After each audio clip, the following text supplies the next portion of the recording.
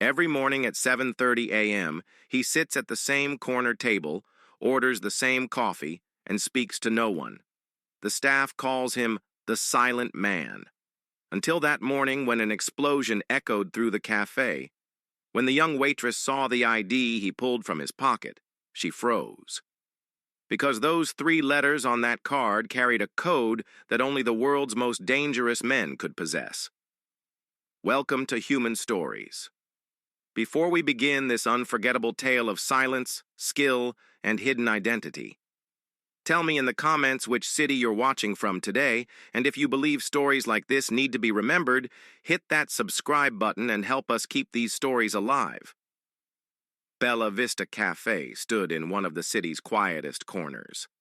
Built from old brick with vintage decorations, it was the kind of place where the same regulars came every morning. The windows faced the street, and inside, the air was always filled with the warm scent of fresh coffee. This was a neighborhood cafe, far from the noise of the big city, one of those rare places where people could truly breathe. Emma Wilson had been working here for 2 years. At 23, a college graduate still trying to shape her dreams. She loved the morning shift because the early hours brought peace to the cafe. Customers came not in a rush, but to truly savor their coffee. And of course, there was the Silent Man. When she first saw him, he seemed to have no distinguishing features at all. Medium height, gray hair, around 70, always wearing the same dark blue sweater and brown pants. His face was lined but not harsh, his eyes blue but distant. His most striking feature was this, being completely unremarkable. Every morning at exactly 7:30 he would enter through the door, sit at the small corner table and lean against the window. Never late, never early. He worked like clockwork. When Emma approached him, he would simply nod in greeting, say, "One Americano, please," then bury himself in his newspaper. Never used a cell phone, never spoke to anyone, just quietly drank his coffee and left after an hour. The other staff had started calling him the Silent Man. No one knew his real name. He always paid cash, never used a credit card. His tip was always the same, too, $5, neatly placed on the table. Emma initially thought he might be a retired teacher or something. Maybe he had lost his wife and was dealing with loneliness at home. But gradually she began noticing small details. His posture, for instance.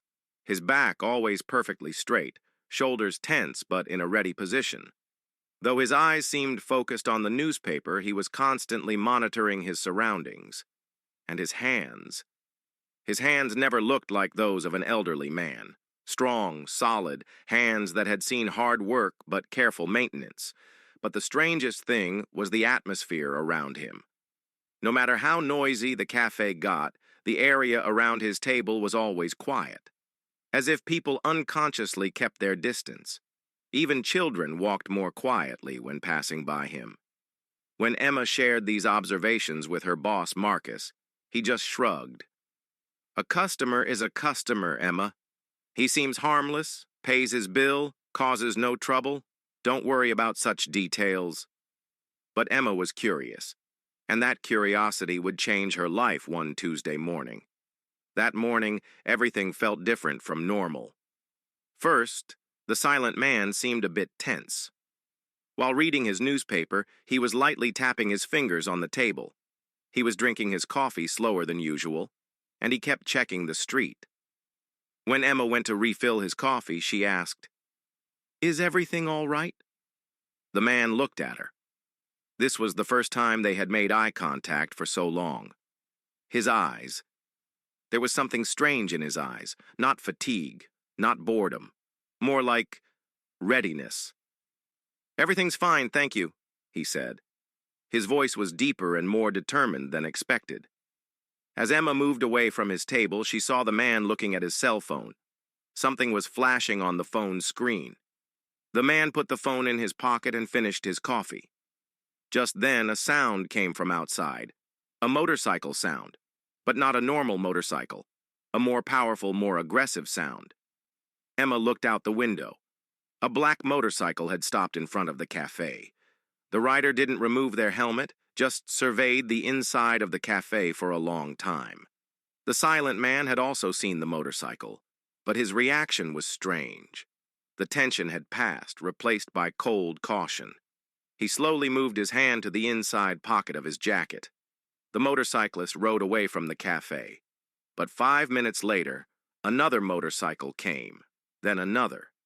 They were all doing the same thing, stopping in front of the cafe and examining the interior. Emma's heart began to race. She could feel this wasn't normal. She looked at the silent man. He was no longer reading the newspaper. He kept his hand inside his jacket and was monitoring the environment. When the third motorcycle arrived, Emma called her boss, Marcus. "Marcus, come here. Strange things are happening." "What kind of strange things?" "Motorcyclists are stopping in front of the cafe, examining the interior, and the silent man is acting very strangely." "Call the police." As Emma prepared to call the police, a fourth motorcycle arrived. This time the rider didn't just stop, he walked toward the cafe door. That's when everything changed. The silent man stood up. But this wasn't a normal getting up.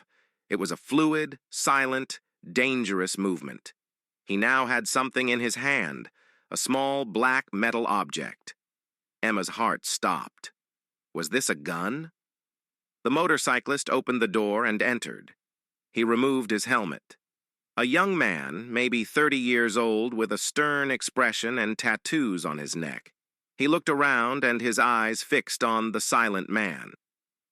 "Viktor Kozlov," said the motorcyclist. He was speaking English, but with an Eastern European accent.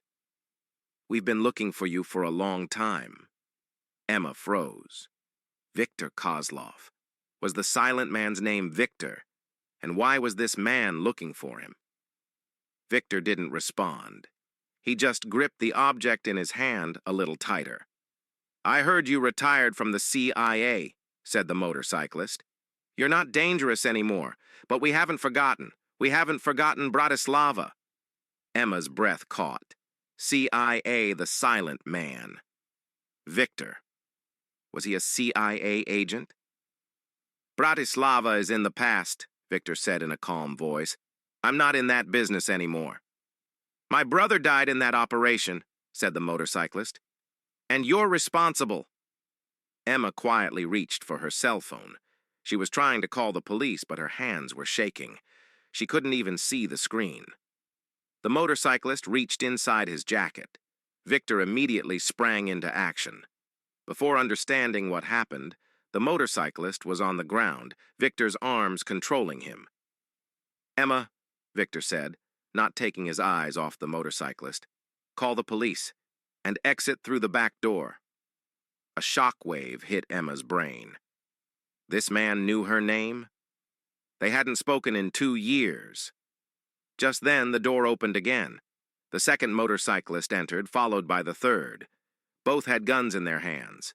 Viktor released the motorcyclist and stood up. The object in his hand was now clearly visible, a small black pistol.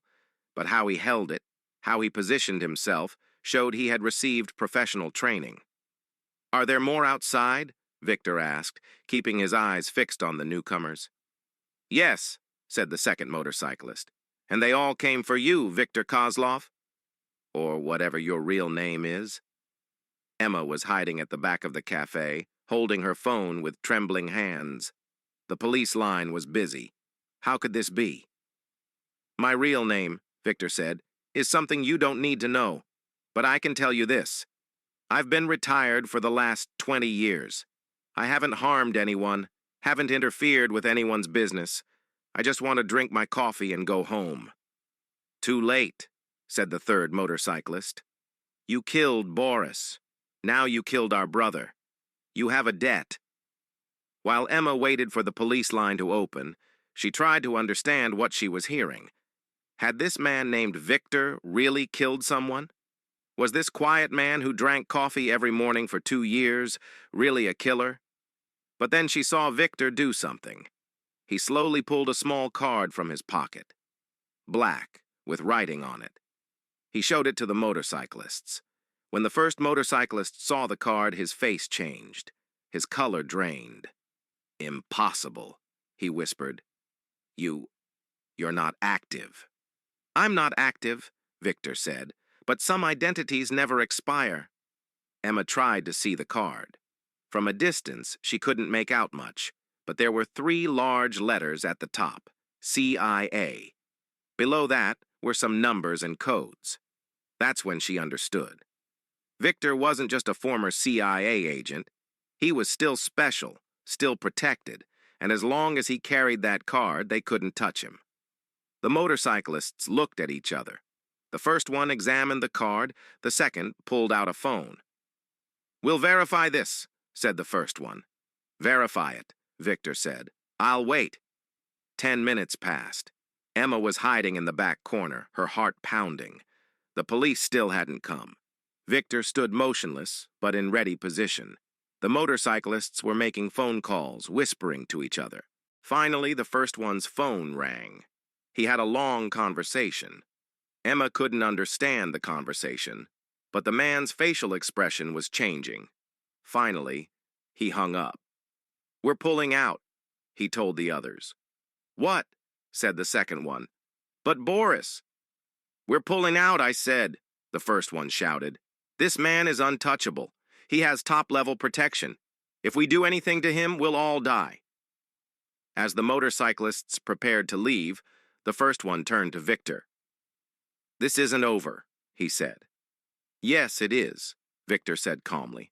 "And if you come again, it won't be my card that stops you. I'll kill you myself, and no one will question it." The motorcyclists left. Viktor slowly put his weapon back in his pocket and returned to his table. His coffee had gone cold. Emma emerged from her corner. Her legs were shaking. "Viktor?" she said, managing to get her voice out. Viktor looked at her. For the first time, he was smiling. A very slight smile, but genuine. "My name is actually David," he said. "Viktor was just a code name from the old days." Are you really a CIA agent?" David finished his coffee in one gulp. "I was," he said, "a very long time ago. Now I'm just a retired man who comes for his coffee every morning." Emma approached him. "But was that card real?" David pulled out the card again. Emma could see it clearly now. At the top was the CIA logo. In the middle, a photograph. Below that, the name, David Mills. And at the bottom in bold letters, Level 7, Permanent Protection. "I did some work," David said, "very important work for my country. And sometimes the consequences of that work come back years later. This card shows I'm still protected." Emma tried to read the small text at the bottom of the card. "What does this mean? Permanent protection?" "It means if someone tries to harm me, the United States government declares them an enemy. And the CIA doesn't forgive its enemies." Emma blinked. "So you really are dangerous?" David smiled. "Not anymore, Emma. I'm just an old man who likes to drink coffee. But my past sometimes finds me." Emma collapsed into a chair. For 2 years you've been sitting here. You never said anything. What was there to say? The past is the past. I'm now David Mills, retired, a local. Viktor Kozlov died a long time ago." Emma looked at him. Was this really the same man? The quiet, harmless old man she had seen every morning for 2 years had just scared away 3 armed motorcyclists with just a card. "Won't the police come?" she asked. David pulled out his phone. He dialed a special number. "This is David Mills, ID number 7743. Location, Bella Vista Café. Situation under control. Cleanup needed." He hung up. "They'll come," he said. "But not police. Someone else. This incident never happened." Emma raised her head. "What do you mean it never happened?" "I mean you had a normal morning here. I drank my normal coffee. The motorcyclists never came. Nothing will show up on the security cameras. This conversation never happened."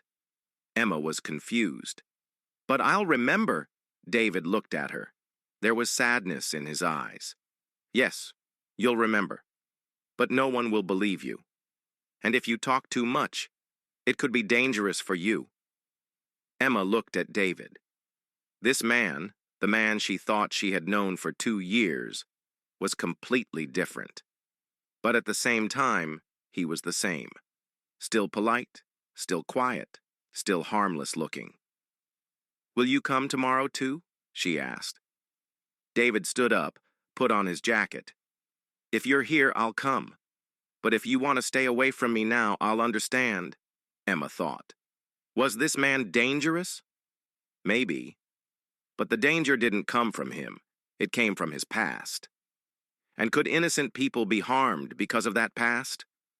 From what she saw today, David was doing everything he could to avoid hurting anyone. "If you come," she said, "your Americano will be ready." David smiled genuinely for the first time.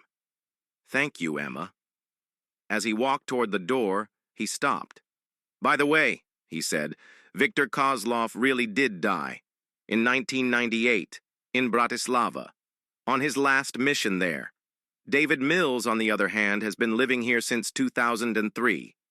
Just an ordinary man who drinks coffee and reads the newspaper." Emma nodded.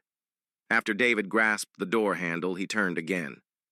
"And Emma, if you see strange people again, warn me. I can still protect you." David left. Emma watched him from the window. He was walking with the same slow steps, the same calm demeanor, as if nothing had happened. 5 minutes later, men in black suits came. They took the security cameras, cleaned the inside of the cafe, didn't ask Emma anything, as if they didn't even notice she was there. The next morning at 7:30, David came. Same table, same order. Emma brought him his Americano. "Good morning, David," she said. "Good morning, Emma," David said. "Beautiful morning, isn't it?" Emma looked out the window. It really was a beautiful morning. Calm, peaceful, normal. "Yes," she said. "A very beautiful morning." David opened his newspaper. Emma returned to her work. Everything was as before. But now Emma knew that this quiet man she brought coffee to every morning was actually hiding one of the world's most dangerous secrets. And strangely, this made her feel safer. Because sometimes the greatest protection comes from the man sitting quietly in the corner, whom no one notices. And while that man drinks his coffee, he might actually be protecting the entire cafe, the entire neighborhood, maybe even the entire city. David Mills continued to come every morning, and Emma continued to prepare his coffee every morning. A special understanding had formed between them. The kind of understanding that doesn't need to be expressed in words. Sometimes Emma would wonder, what else was in David's past?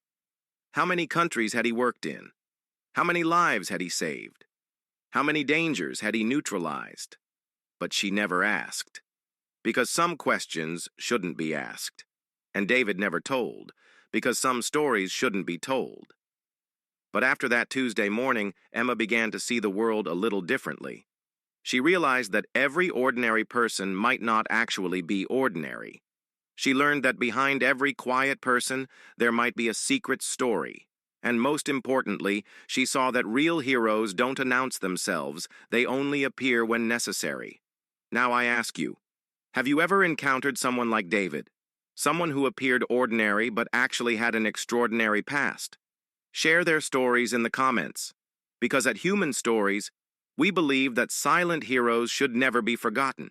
Thank you for watching. If this story touched you, like it, share it, and subscribe. Help us keep these voices alive. We'll see you in the next one. And remember, sometimes the safest place is next to the man quietly drinking coffee in the corner.